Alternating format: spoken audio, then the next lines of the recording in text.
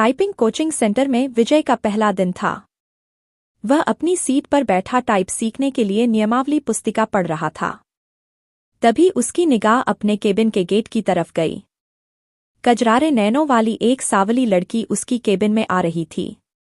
लड़की उसकी बगल वाली सीट पर आकर बैठ गई। टाइपराइटर को ठीक किया और टाइप करने में मशगूल हो गई। विजय का मन टाइप करने में नहीं लगा। वह किसी भी हालत में लड़की से बातें करना चाह रहा था। वह टाइपराइटर पर कागज लगाकर बैठ गया और लड़की को देखने लगा। लड़की की अंगुलियां टाइपराइटर के कीबोर्ड पर ऐसे पड़ रही थीं जैसे हारमोनियम बजा रही हो। क्या देख रहे हो? थोड़ी देर बाद लड़की गुस्से से बोली। आपको टाइप करते हुए देख रहा हूं। यहां क्या करने आए हो? टाइप सीखने। ऐसे सीखोगे?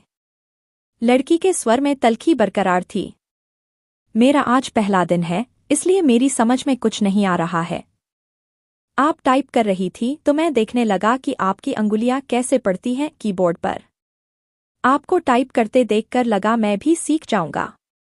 यदि इसी तरह मुझे ही देखते रहे तो आपकी यह मनोकामना कभी पूरी नहीं होगी। लड़की फिर टाइप करने में जुट गई। विजय भी कीबोर्ड देखकर टाइप करने लगा। टाइप करने में उसका मन नहीं लग रहा था। वे बेचैनी सी महसूस कर रहा था। 10 मिनट बाद ही उसने टाइपराइटर का रिबन फंसा दिया। रिबन तो फंसेगा ही जब ध्यान कहीं और होगा। लड़की उसके टाइपराइटर को थोड़ा अपनी ओर खींचकर रिबन ठीक करने लगी। इसी बीच रिबन नीचे गिर गया। वह उसे उठाने के लिए झुकी तो उसके गले से चुन्नी गिर गई। रिबन उठाने के लिए विजय भी झुका था। उसकी निगाह अकस्मात ही लड़की के उरोजों पर चली गई। वह सकपका गया। लो, ठीक हो गया, लड़की ने कहा तो उसकी चेतना लौटी। लड़की फिर टाइप करने में लग गई, लेकिन विजय का मन टाइप में नहीं लगा।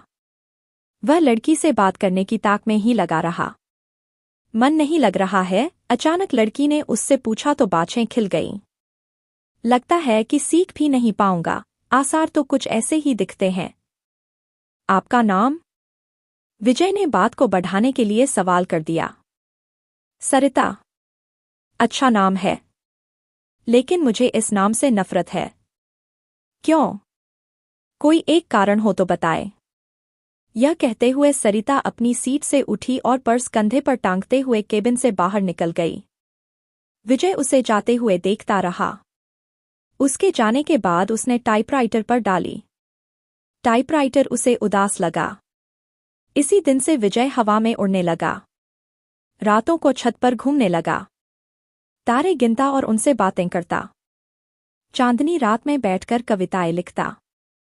गर्मी की धूप उसे गुनगुनी लगने लगी। दुनिया गुलाबी हो गई तो जिंदगी गुलाब का फूल। आंखों से नींद गायब हो गई। वह ख्यालों ही ख्यालों में पैदल ही कई कई किलोमीटर घूमाता। अपनी इस स्थिति के बारे में उसने अपने एक दोस्त को बताया तो उसने कहा, गुरु तुम्हें प्यार हो गया है। दोस्त की बात सुनकर उसे अच्छा लगा। अगले दिन विजय ने सरिता से कहा कि आप पर एक कविता लिखी है। चाहता हूं कि आप इसे पढ़ें। यह भी खूब रही। जान न पहचान, तू मेरा मेहमान। कितना जानते हैं आप मुझे? जो भी जानता हूं उसी आधार पर लिखा हूं। सरिता उसकी लिखी कविता पढ़ने लगी।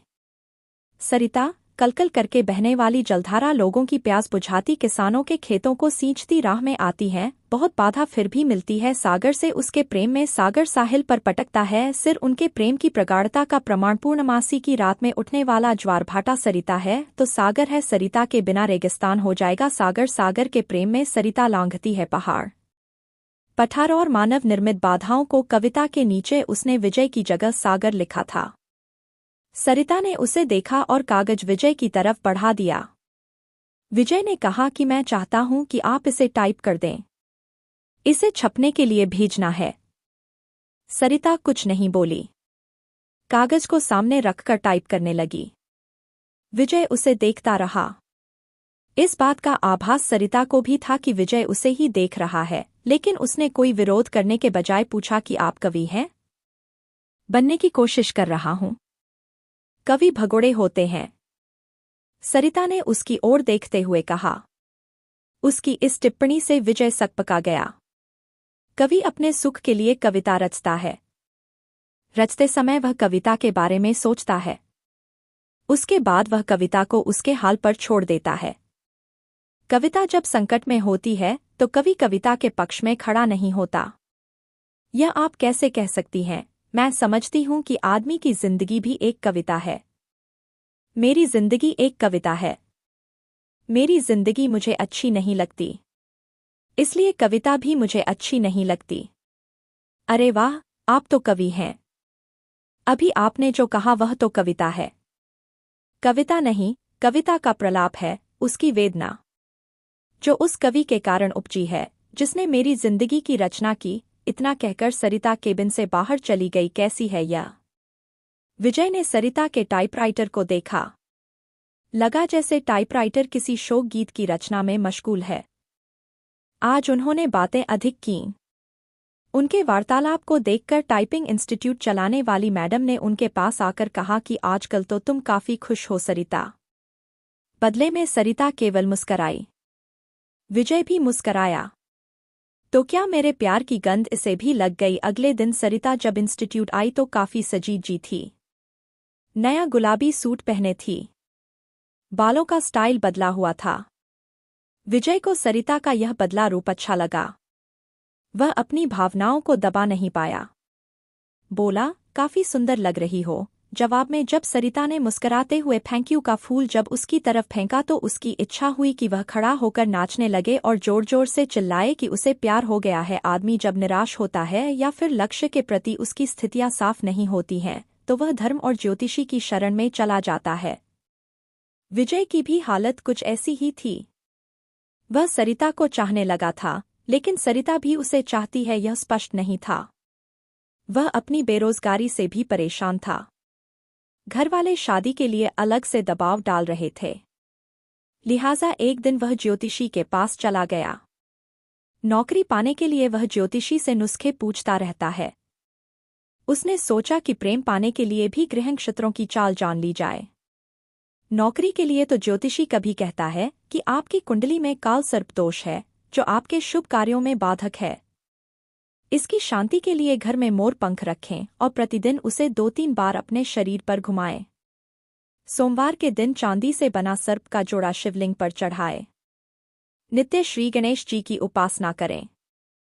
धैर्यपूर्वक ऐसा करने पर ही रोजगार प्राप्ति की संभावना बनेगी। विजय ने अभी तक उसके बताए हर नुस्खे को आजमाया, लेकिन आज तक कोई संभावना नहीं बनी। शिकायत करने पर वह कह देता है कि आप पर भाग्येश शुक्र की महादशा चल रही है।